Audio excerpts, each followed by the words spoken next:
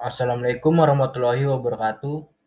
Perkenalkan nama saya Bergas Maida Silabait dengan NPM 22106311 463. Saya berasal dari kelompok 6 yang terdiri dari dua orang, yaitu saya dan Egy Chandra Buana. Di sini saya akan membahas pemrograman Python. Apa itu pemrograman Python? Yaitu proses perhitungan bonus tahunan karyawan di sebuah perusahaan dengan menggunakan bahasa pemrograman Python. Nah, ini anggota kelompok 6, yaitu saya dan Egy Chandra Buana.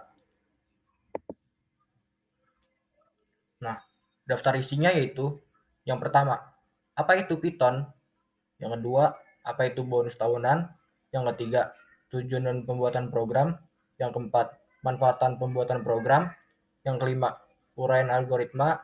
Yang keenam, rancangan program. Yang ketujuh, penjelasan program. Dan yang kedelapan, pengujian program.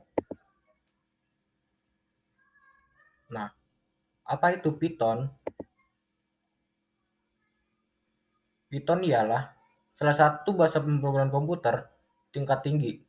Secara pemahaman, bahasa Python adalah source code yang mengalami proses komplit ke dalam bentuk bytecode sebelum diterjemahkan dalam bahasa manusia. Bahasa pemrograman Python adalah satu source code yang ramah pada programmer pemula. Tak heran, kenapa survei dari Redmond menyatakan bahwa Python menjadi bahasa pemrograman paling populer pada tahun 2021 silam. Nah, apa itu bonus tahunan? Bonus tahunan karyawan yaitu perusahaan membagikan bonus tahunan pada karyawan dengan sasaran agar karyawan menjadi sasaran yang telah ditetapkan perusahaan. Diperlukan kapasitas maksimum dari karyawan agar tugas dari dan tujuan yang diberikan perusahaan cepat terpenuhi dengan benar. Bonus tahunan ditentukan berdasarkan persentase gaji pokok yang diterima karyawan. Di sini, manajer memberikan kontribusi besar dengan memberikan tugas kepada bawahan. Pemberian bonus tahunan ini sendiri biasanya terjadi karena perusahaan meraup untung atau laba lebih banyak pada tahun itu. Dalam penjualan perusahaan, manajer dan karyawan bekerja keras untuk membuat perusahaan lebih menguntungkan, sehingga dapat disalurkan kepada karyawan. Dengan memberikan bonus tahunan ini, diharapkan dapat memotivasi karyawan untuk bekerja sehingga target tercapai dan hasil maksimal melebihi target yang ditetapkan. Nah, Python di sini mempunyai tujuan dan manfaat. Nah, tujuan dan manfaatnya itu, tujuannya yang pertama, menganalisis cara kerja perhitungan bonus karyawan pada bisnis di kantor. Yang kedua, merancang algoritma tentang perhitungan bonus karyawan pada bisnis di kantor menggunakan Python. Nah, manfaatnya tersendiri yaitu yang pertama, agar memahami cara kerja perhitungan bonus karyawan pada bisnis di kantor. Yang kedua, agar memahami cara membuat algoritma tentang perhitungan bonus karyawan menggunakan Python.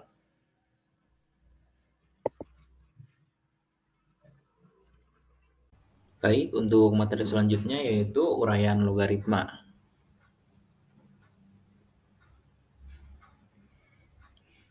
Dalam pembuatan program ini, kami membuat program perhitungan bonus tahunan karyawan dengan menggunakan Python.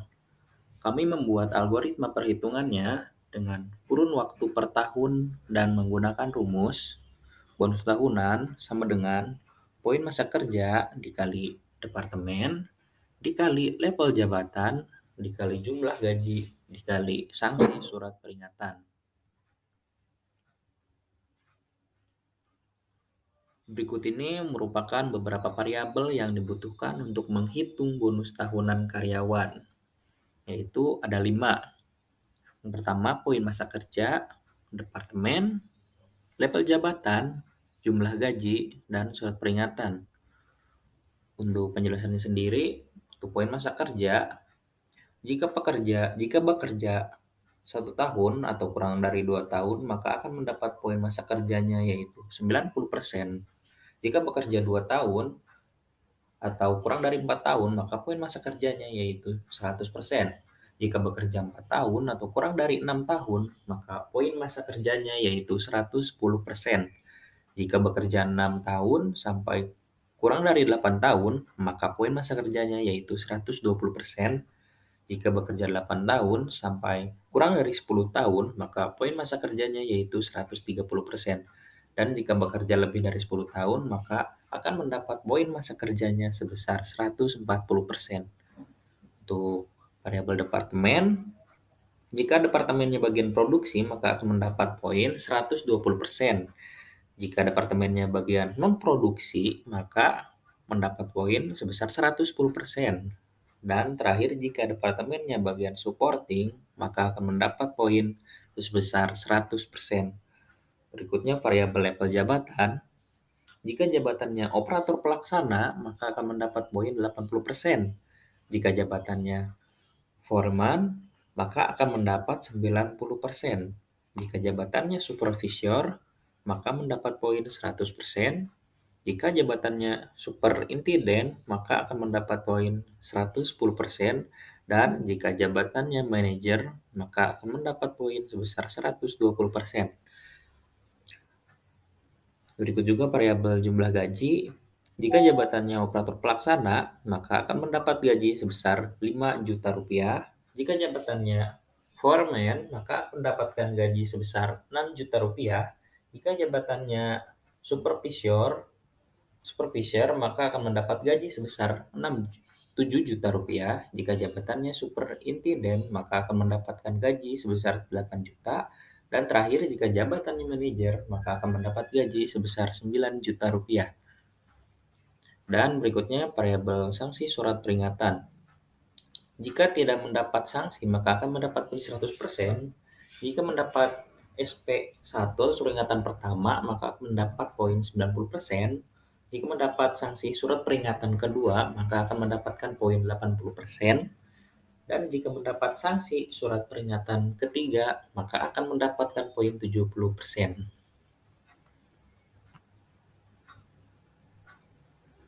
Selanjutnya, rancangan program.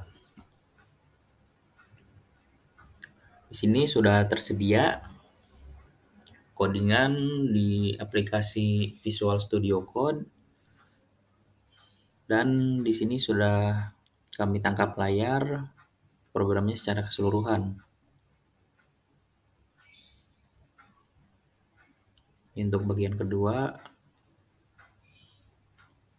nah untuk selanjutnya yaitu penjelasan program.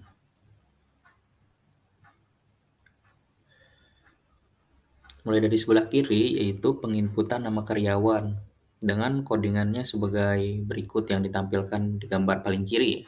Dan di gambar yang kedua, yang di tengah, di sini karyawan memasukkan lama waktu bekerja mereka dalam per tahun. Dan jika karyawan masa bekerjanya kurang dari 1 tahun, maka program akan berhenti dan tidak mendapat bonus tahunan. Nah, penginputan akan berulang jika karyawan memasukkan input selain angka, misalnya huruf, maka program akan berulang menjadi menginput waktu lama bekerja lagi. Dan yang ketiga di paling kanan, proses penginputan jabatan oleh karyawan dengan memilih angka yang muncul di tampilan. Penginputan akan berulang juga jika karyawan memasukkan input selain angka. Nah, penginputan juga akan berulang jika tidak memasukkan angka 1-5. Misalnya karyawan memasukkan angka 7, maka akan berulang lagi inputannya. Selanjutnya, yang keempat, proses penginputan departemen oleh karyawan dengan memilih angka yang muncul di tampilan. Sama seperti sebelumnya, jika penginputan berulang jika tidak memasukkan angka 1-5 dan penginputan akan berulang jika karyawan memasukkan input selain angka. Untuk proses yang kelima, proses penginputan sanksi oleh karyawan dengan memilih angka yang muncul di tampilan. Sama seperti sebelumnya, karena pemilihannya juga sama, seperti contoh yang kiri. Dan untuk yang terakhir yaitu proses perhitungan bonus tahunan dengan menggunakan rumus poin masa kerja dikali departemen dikali level jabatan dikali jumlah gaji dan terakhir dikali sanksi surat peringatan. Di sana sudah dimasukkan rumusnya di dalam codingan, kemudian dirubah ke dalam format rupiah, dan tiap angka akan diberi titik. Contohnya yang 1 juta menjadi Rp 1 juta, tapi di belakangnya dikasih titik-titik.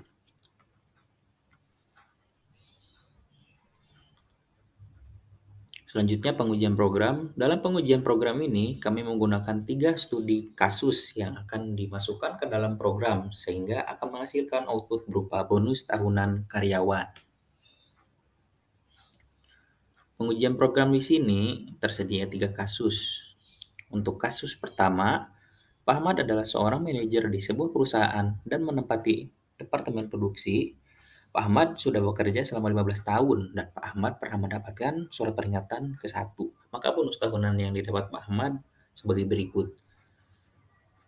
Saya bacakan dulu untuk studi kasusnya dan nanti di slide selanjutnya yaitu proses memasukkan ke dalam program.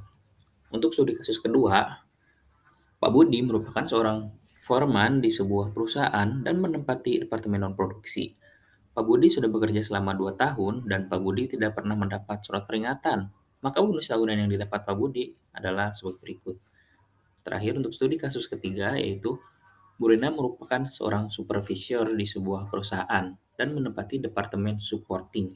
Bu Rena sudah bekerja selama 8 tahun dan Bu Rena pernah mendapatkan surat peringatan ketiga. Maka bonus tahunan yang didapat Bu Rena adalah sebagai berikut. Nah, di slide ini untuk studi kasus pertama. Di sini yaitu proses running program dengan memasukkan beberapa variabel yang telah diketahui tadi. Bisa dilihat di layar. Nah, sudah muncul untuk bonus tahunannya sendiri yang didapat oleh Pak Ahmad adalah sebesar 18.144.000. Selanjutnya studi kasus yang kedua. Sama seperti studi kasus sebelumnya, di sini kami memasukkan variabel yang telah diketahui ke dalam programnya, sehingga akan menghasilkan output bonus karyawan.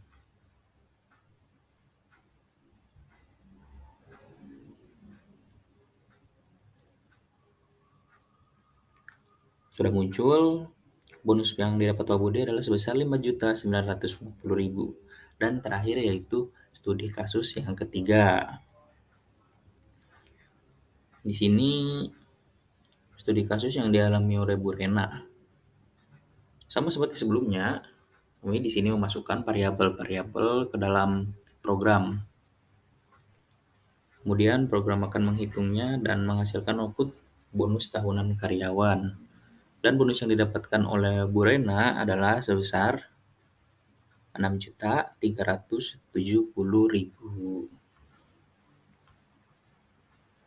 Baik, telah sampai di akhir slide. Terima kasih. Mohon maaf apabila ada kata-kata yang kurang mengenakan. Terima kasih. Wassalamualaikum warahmatullahi wabarakatuh.